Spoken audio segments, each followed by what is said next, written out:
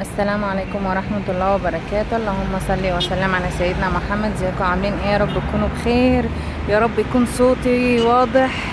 انا النهاردة كده في بورسعيد وتلاقيت المنظر الجميل ده، قلت اصوره لكم. كنت راكبة تاكسي بس نزلت منه عشان اصور.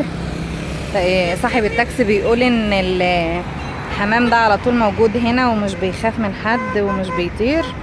كان في البداية، شوفوا المنظر، كان في البداية بيقولوا راجل عجوز كده كان عنده كذا حمامة وحطتهم في المكان ده وكان بيحط لهم اكل، ولما مات بقى الحمام يجي على كذا حمامة اللي هما كانوا موجودين وبقوا الناس يحط لهم اكل.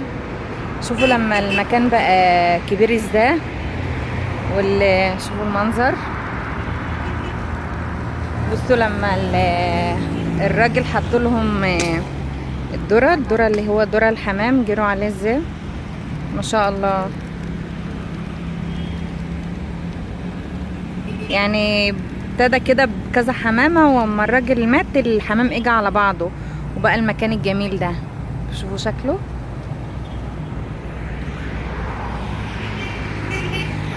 انا كنت شفت حاجة زي كده في صور في بره، لكن ما عمري شفته غير النهارده بصراحه. حتى كنت راكبه تاكس وبتاع التاكسي اللي قال لي، فانا نزلت عشان اصور.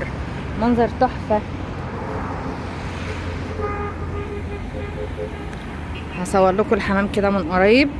شوفوا بيصفر لهم بيجوا على فكره انا خايفه منهم. انا خايفه لا يجوا ناحيتي، بس شوفوا بحدف لهم الذره. كل ما يحدف لهم الذرة بيقربوا ازاي كلهم.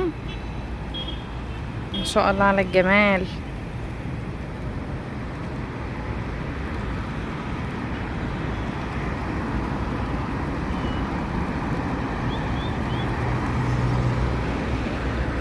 الفكرة انا خايفة لا يقربوا عندي، لان اصلا انا بخاف بصراحة من الحاجات دي. بس شوف شكله ما شاء الله جميل قوي. يا رب الصوت يكون واضح.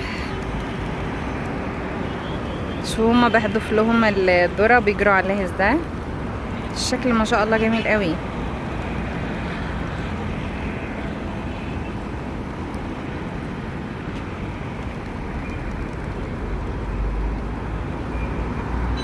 شوف شكله.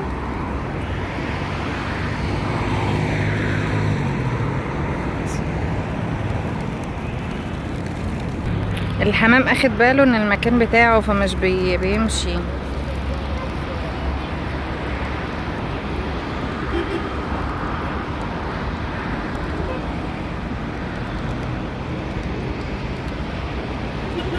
ما شاء الله المنظر جميل قوي بجد، تحفة.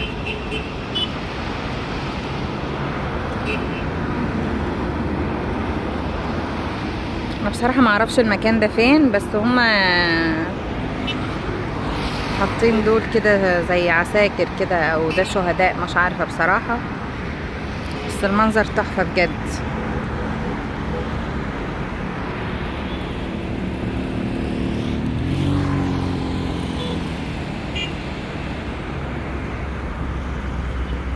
فكرة انا قلقانة قوي وانا واقفة جنبهم، مش عارفة ليه.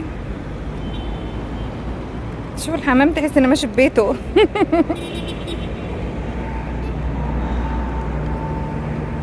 لا خليكي بعيد، خليكي بعيد.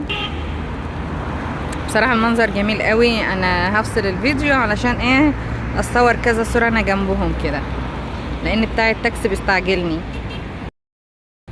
انا وانا ماشية كده شفت المنظر ده، تقريبا مواسير كده في الارض مية. شفت لقيت الحمام قاعد يستحمى اهو يشرب.